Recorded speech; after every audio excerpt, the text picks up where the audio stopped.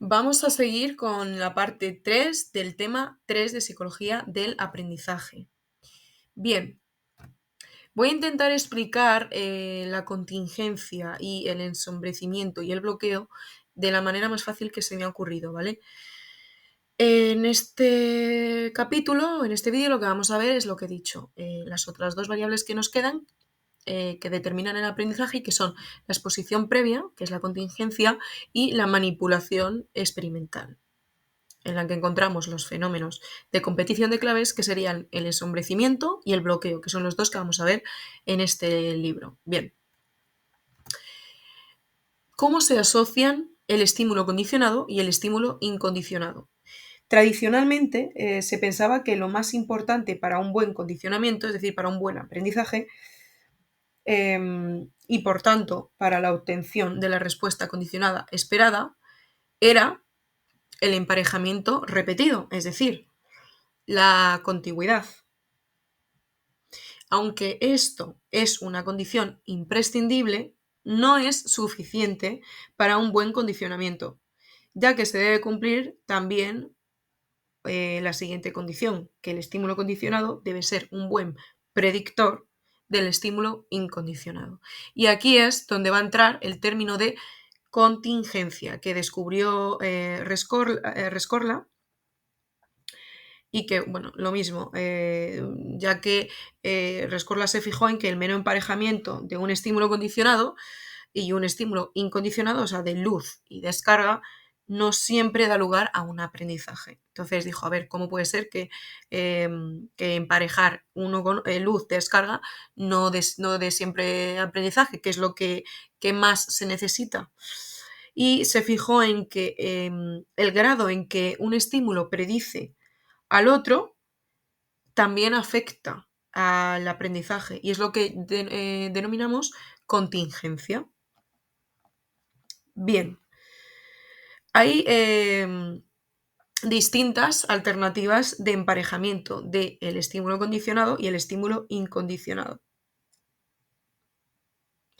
Y no nos vamos a limitar a que estén presentes el estímulo condicionado y el estímulo incondicionado, ya que tenemos 4 posibles formas de asociar estos dos estímulos. Como veis en el dibujo, tenemos que los dos estén presentes, que uno de ellos esté ausente o que los dos estén ausentes.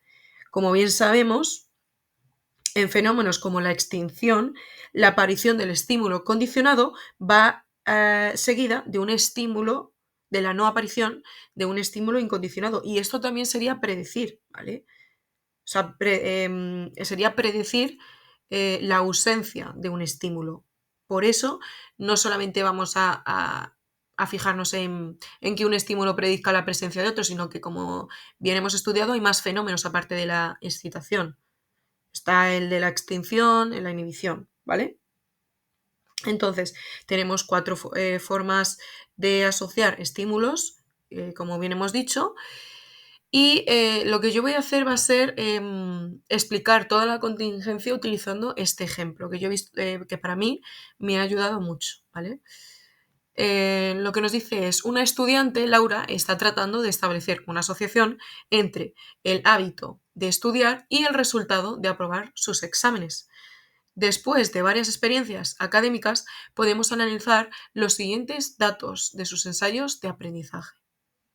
Bien, y lo que nos dan es una tabla de contingencia, ¿vale? Lo que veis aquí es se llama tabla de contingencia y vemos la asociación aprobar estudio, se ha producido 30 veces. La asociación no aprobar y estudiar 10 veces. Las veces que ha aprobado y no ha estudiado son 5 y las veces que no ha aprobado y no ha estudiado son 15. Y vais a decir, ¿vale? ¿Y cómo saco yo de aquí la relación causal que hay entre estudiar y aprobar? Entonces, primero que tenemos que tener muy claro qué es lo que queremos calcular de este problema, ¿vale? Yo os lo voy a explicar con un problema porque considero que entenderlo es la clave para ya tener bien aprendido esta parte del tema, porque memorizarlo se te va a olvidar en poco tiempo, vas a tener que volver a estudiarlo y es un poco más rollo. Yo creo que aprenderlo a lo mejor tardas un poco más de tiempo o te cuesta más esfuerzo, pero cuando lo has aprendido ya, todo es más fácil. Además, las preguntas no son, o sea, son más de a ver si has entendido lo que es la contingencia y por qué son las fórmulas, que, que- y es más difícil aprendértelo en memoria y responder bien las preguntas, ¿vale? Entonces, bueno, yo recomiendo eso, yo es así como me lo he aprendido, ¿vale? Entonces, ¿qué es lo que queremos calcular? ¿Cuánto influye el estudiar en la aparición del aprobado? En este caso, estudiar es el estímulo condicionado y el aprobado es el estímulo incondicionado. Entonces, para calcular cómo influye el estudiar en la aparición del aprobado, tendremos que ver cuántas veces he aprobado estudiando y cuántas veces he aprobado sin estudiar, ¿vale? Entonces, ¿por qué no hacemos, miramos la tabla y decimos, a ver, he aprobado estudiando 30 veces y he aprobado sin estudiar 5? Pues 30 menos 5 y ya está, 25. Pues, ¿por qué no hacemos esto? Pues porque el dato de 30 y de 5 ahora mismo no son nada, no significan nada, porque es como si yo te digo a ti, he tenido 8 preguntas bien en el examen y tú te vas a preguntar, vale, sí, pero ¿cuántas preguntas había en total en el examen? Porque si me dices que has tenido 8 preguntas bien, pero yo no sé cuántas preguntas había en el examen, pues no puedo saber tu nota, ¿sabes? No me puedo hacer una idea de si te ha ido bien o te ha ido mal. ¿Son 8 preguntas de 10 o 8 preguntas de 30 o de 40? Es muy distinto, ¿vale? Entonces, lo que vamos a hacer es sacar la probabilidad de aprobar habiendo estudiado, no los datos simplemente de cuántas veces aprobé estudiando. Entonces, para calcular la probabilidad, lo que tenemos que hacer es calcular, o sea, es coger los datos que nos interesan, o sea, a ver cómo os lo explico. Coger las veces que he aprobado estudiando y dividirlo entre todas las veces que yo he estudiado, ¿vale? Es decir, dividirlo entre el total, como antes, como en el ejemplo que os he dado. Yo tengo que coger las preguntas que he hecho bien, 8, y dividirlas entre el total, que serían 10, o entre el total, que son 30, ¿vale? Pues lo mismo. Y para calcular, pues aprobar sin haber estudiado es lo mismo. Calculo las veces que he aprobado sin estudiar, que son 5, y lo divido entre el total de veces que yo no he estudiado. Esto nos daría una probabilidad de 0,75 y 0,25. Y bien, ¿qué hacemos ahora con esas dos probabilidades? ¿Qué hacemos? Pues lo que queremos ver es la relación que hay entre esas dos probabilidades, la probabilidad de aprobar y estudiar y la probabilidad de aprobar sin haber estudiado. Y para eso calculamos la diferencia que hay entre ambas, ¿vale?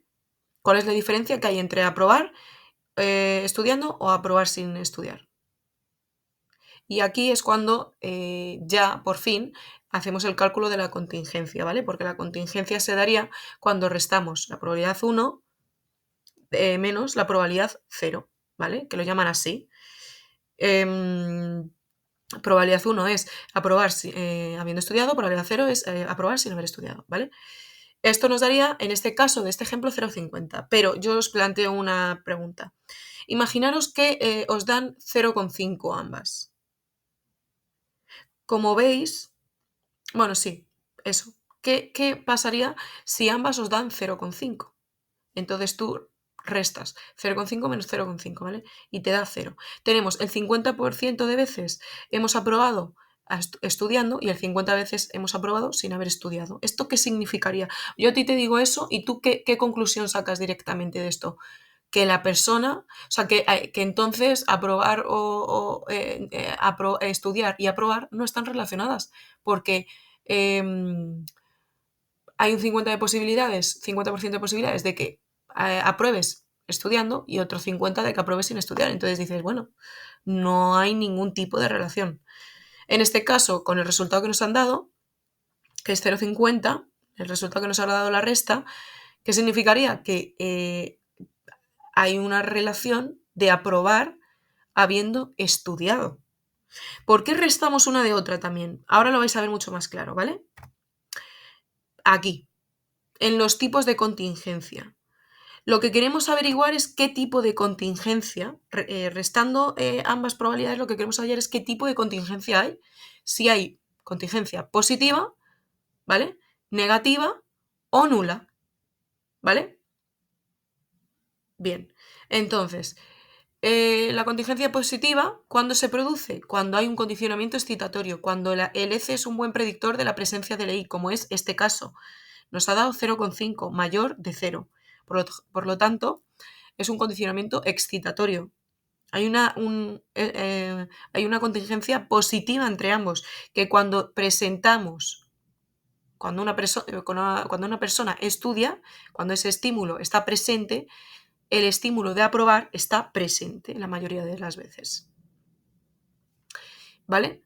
Si estamos en el ejemplo que os había dado antes, en el que restamos 0,5 menos 0,5, hay 50 posibilidades de aprobar estudiando, 50 posibilidades de aprobar sin haber estudiado, que nos va a dar una contingencia nula, igual a 0, en la que el estímulo condicionado aparece en presencia, o sea, el estímulo incondicionado aparece en presencia o ausencia del estímulo incondicionado. O sea, no hay ninguna relación entre ambos. Lo que diríamos que es una ausencia de condicionamiento, pero cuidado. Aquí aparece un término muy importante, aprenderoslo bien porque es muy relevante, y es la irrelevancia aprendida. ¿Vale? ¿Esto qué es?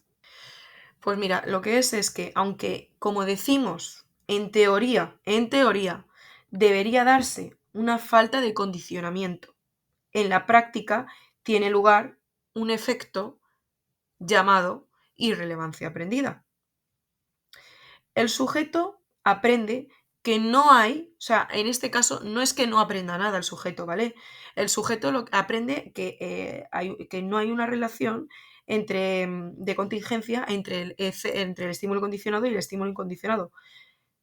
Por lo que hemos visto que después se produce un retraso en el aprendizaje de dicha relación, ¿vale? Si tú quieres enseñarle después relación estímulo condicionado, se va a ver retrasada, debido a que el sujeto no es que no aprenda, es que no aprenda nada, es que aprende que hay una contingencia nula, que no hay contingencia, ¿vale? Es, por ejemplo, lo que ocurre con el fenómeno de la preexposición en el estímulo condicionado o estímulo incondicionado, ¿vale?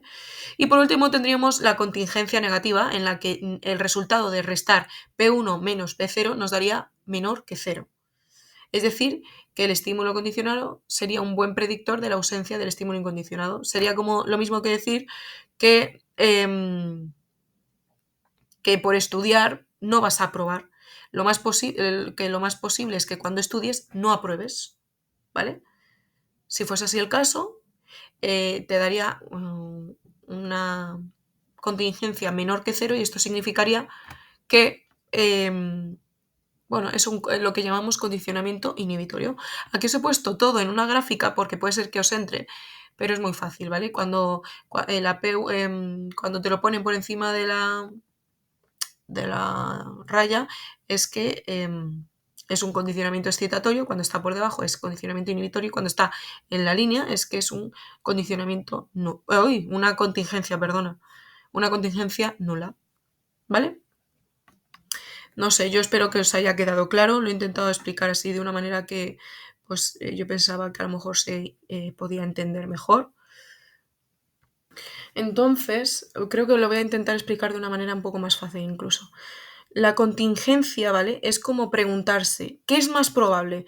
¿Que estos dos estímulos estén uno presente y el otro presente? ¿O que estos dos estímulos se encuentren uno presente y otro ausente? ¿Qué es lo que es más probable? Y lo que vas a decir va a ser, bueno, pues voy a calcular. ¿Qué es más probable? Que estén ambos, que estudiar y aprobar estén presentes, o que estudiando, o sea, que apruebe sin estudiar, que esté presente el aprobado sin estudiar. Eso es lo que es la contingencia, ¿no? Entonces te lo vas a preguntar y vas a decir, pues, ¿qué es lo que tengo que hacer? Primero calcular cuántas veces están ambos presentes, la probabilidad de que estén los dos presentes y la probabilidad de que estén el aprobar presente y estudiar no presente. Y entonces restarlos, ¿vale? para saber la diferencia.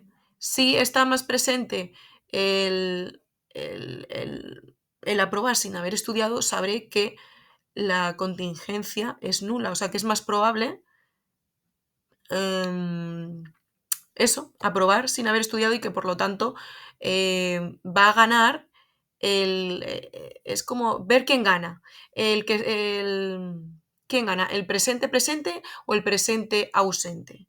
Si gana el presente ausente, que es el que es más probable, entonces se va a producir una contingencia negativa. Si gana el presente presente, se va a producir una contingencia positiva, ¿vale? No sé si así es más fácil de entenderlo. Y para calcular el presente presente lo que tienes que hacer es cuando ambos dividir, claro, la probabilidad, como hemos dicho, es dividir lo que quieres saber entre el total. Entonces aquí tenemos que calcular las veces que está presente presente entre las veces que está presente presente y presente y ausente, ¿vale? A lo mejor lo estoy liando un poco más. No lo sé. Yo a mí no lo sé, mejor me callo a lo mejor porque lo estoy liando un poco más. Vamos a continuar, ¿vale? Con los fenómenos de competición de claves, ¿vale? Que aquí ya se relaja un poco la cosa. Y lo que ocurrió es que incluso nos seguimos preguntando, porque lo que encontraron fue que, jolín, entre estos dos estímulos se produce una contingencia, que es lo que acabamos de ver, una predictibilidad perfecta, pero no hay aprendizaje. ¿Qué es lo que está pasando? Pues lo que se encontró es que a veces incluso con una contingencia perfecta, el aprendizaje no tiene lugar. Esto es lo que van a mostrarnos los fenómenos de competición de claves. En estos fenómenos, ¿vale? Se da una competición entre los distintos estímulos condicionados presentes para ser el mejor predictor del estímulo incondicionado. Vamos a destacar dos tipos de competición de claves, que son el ensombrecimiento y el bloqueo. Vamos a empezar con el ensombrecimiento, ¿vale? El ensombrecimiento lo descubrió Pavlov, es el fenómeno más sencillo de los de competición de claves. Y en este caso lo que vamos a tener van a ser dos grupos, ¿vale? Me he equivocado. Bueno, voy a explicaros primero el ensombrecimiento y ya luego os digo. Vale, vamos a tener dos grupos en el ensombrecimiento, uno experimental y otro control, y al experimental le vamos a presentar en la fase 1 luz, tono, descarga, ¿vale? Dos estímulos condicionados con uno incondicionado, y al control le vamos a presentar un condicionamiento excitatorio normal en el que vamos a presentarle luz y descarga. Y luego vamos a tener una prueba en el que le vamos a presentar la luz en solitario a ambos grupos. Bien, se va a ver que hay distinta respuesta condicionada. En el grupo experimental va a presentar poca respuesta condicionada, mientras que el control nos va a presentar mucha respuesta condicionada. El de control era de esperar porque es un condicionamiento excitatorio normal, ¿vale? Pero el experimental, dices tú, ¿por qué tiene poca respuesta condicionada? Pues resulta que al presentarse los dos estímulos condicionados, luz y tono, ha habido uno que ha ensombrecido al otro. Entonces lo que ha ocurrido es que al final el cerebro de la rata, vamos a ponernos, ha asociado el tono con la descarga, ¿vale? Y la luz, pues no, o sea, el tono ha ensombrecido al otro estímulo condicionado, que sería la luz. Y lo que ocurre es que al presentarle la luz, pues no ha habido respuesta condicionada de miedo ante la descarga. Esto sería lo que se llama el ensombrecimiento, ¿vale? Que un estímulo condicionado ensombrece al otro. Y ahora vamos a ver el ensombrecimiento, cómo vamos a revertir el ensombrecimiento. Y lo vamos a hacer, pues nada, presentando una primera fase que es igual. Y aquí es donde me he equivocado, ¿vale? En la fase 2, no sé qué ha pasado, que no sale aquí. Pero hay una segunda fase, ¿vale? En la que lo que vamos a hacer, ¿vale? Es presentarle el tono sin la descarga. ¿Por qué? Pues para revertir el aprendizaje de ensombrecimiento que había habido anteriormente. Entonces, lo que vamos a hacer es al grupo experimental y al grupo control, a ambos les vamos a presentar luz, tono y descarga, a ambos. Y en una fase 2 les vamos a presentar, bueno, al grupo control no va a tener fase 2, pero el grupo experimental sí. Y a este le vamos a presentar el tono junto con la descarga, ¿vale? ¿Qué va a ocurrir? Que luego le vamos a presentar, ¿vale? Para hacer la prueba, la luz. Entonces, si os dais cuenta, al grupo de abajo, al grupo control, estamos realizándole un ensombrecimiento normal y al grupo de arriba estamos aplicando la recuperación del ensombrecimiento para ver si es verdad que funciona o no. ¿Y qué es lo que vemos? Que, joder, que al final el grupo de abajo, como era de esperar, como hemos visto antes, tiene poca respuesta condicionada ante, ante, ante la luz, ¿vale? Que sería la prueba, presentarle la luz, pero que el experimental tiene mucha respuesta condicionada. Hemos revertido el ensombrecimiento. En la fase 1 se había producido un ensombrecimiento. En la fase 2 hemos aplicado una recuperación, una extinción, porque también es una extinción, ¿vale? Un aprendizaje que habíamos realizado previamente, que era el de tono luz, tono descarga, lo extinguimos, ¿vale? ¿Y cómo lo hacemos? Pues presentándole tono, no descarga. De manera que el ratón piensa, jolines, me has presentado el tono y yo me he asustado, vamos, pensaba que me iba a dar a venir la descarga y no me viene. Y te lo vuelvo a presentar y no me vuelve a venir. Entonces así repetidas veces hasta que la rata dice, pues, ¿qué es lo que me estaban presentando antes? Tono, luz, descarga. A ver si va a ser la luz la que predecía la descarga. Entonces ya cuando le pones la luz, se echa a temblar porque, o se paraliza, mejor dicho, que las ratas con el miedo se paralizan. Porque entonces dice, aquí es donde estaba la asociación. ¿Vale? Eso es la recuperación del ensombrecimiento.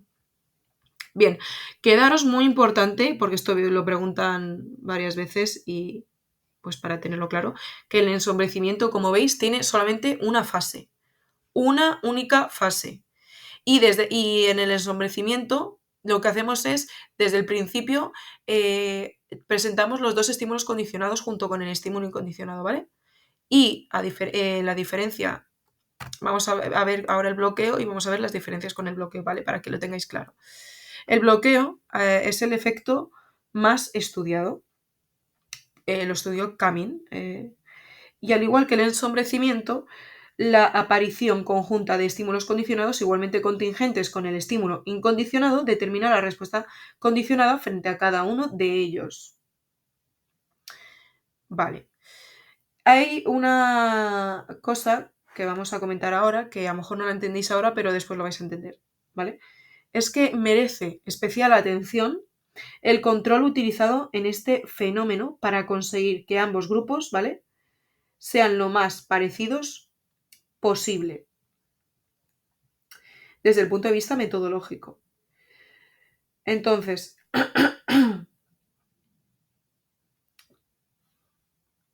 lo que se va a hacer va a ser presentar los mismos estímulos el mismo número de veces en ambos grupos. Pero en el caso del grupo control, el estímulo condicionado 1 y el estímulo incondicionado se muestran explícitamente desemparejados para que no se cree asociación alguna entre ellos en la primera fase del entrenamiento. Es decir, lo vais a ver ahora mucho más claro. Bien, tenemos aquí el experimento del bloqueo, ¿vale? Vais a ver que en la fase 1 tenemos vais a ver que tenemos dos grupos, el experimental, el de arriba, el control y el de abajo, ¿vale? Vale. Están diciendo que en el bloqueo hay mucha relevancia en el aspecto del control, del procedimiento control que se utiliza. ¿Vale? Porque lo que tenemos que conseguir es que tanto el grupo experimental como el grupo control sean lo más parecidos posible. ¿Y cómo vamos a hacer esto? Presentando los mismos estímulos y el mismo número de veces, ¿vale? En ambos grupos. Pero es importante que en el grupo aleatorio, en el grupo control que diga, se presenten de manera aleatoria, no se puedan emparejar los dos estímulos, el condicionado y el incondicionado, ¿vale? Una vez dicho esto, vamos a ir en sí con lo que es el experimento. En el experimento lo que hacemos es, en la primera fase presentamos luz, sonido, o sea, luz, descarga, y, en el grupo... mira, no, lo que voy a hacer va a ser dar esta diapositiva mejor en el próximo vídeo, ¿vale? Y, y así la voy a explicar más detalladamente, porque se me está haciendo muy largo el vídeo, entonces creo que lo voy a dejar esta diapositiva para después, aunque bueno, os la voy a explicar un poquito por encima. En el grupo, en el bloqueo, lo que vamos a hacer va a ser presentar luz descarga en el grupo control y en el experimental y en el grupo control, de forma aleatoria, luz, descarga, ¿vale? Y lo que vamos a hacer va a ser presentar en la segunda fase, ahora sí, los dos estímulos condicionados junto con el estímulo incondicionado, ¿vale? Va a ser al revés que el ensombrecimiento, ¿vale? Os recordáis que en el ensombrecimiento presentábamos al principio los dos estímulos condicionados y después en la descarga, pues aquí es al revés, ¿vale? De modo que al presentarle luego el sonido en la prueba, va a haber poca respuesta condicionada en el experimental, en el grupo experimental. ¿Por qué? Porque ya se ha aprendido la asociación de luz-descarga. Entonces, ya después, haberle aplicado la luz, el tono con la descarga, te va a dar igual porque el aprendizaje era luz-descarga. Por lo tanto, el sonido no se ha asociado a descarga. Luego, el bloqueo hacia atrás, ¿vale? Es revertir la fase 1 y la fase 2 del bloqueo. ¿Vale? Ponemos en la fase 1 lo que antes estaba lo que en el bloqueo estaba en la fase 2 y en la fase 2 lo que estaba en la fase 1 en el bloqueo. ¿Vale? Y que vamos a ver que en el grupo experimental va a haber poca respuesta y en el grupo control también va a haber una respuesta media. ¿Vale? Espero que más o menos haya quedado claro. Lo dicho, voy a explicar de forma más detallada en los experimentos de bloqueo y bloqueo hacia atrás en el próximo capítulo, hoy en el próximo vídeo. Y, y nada, espero que os haya quedado claro por lo menos el concepto de contingencia y bueno, el ensombrecimiento.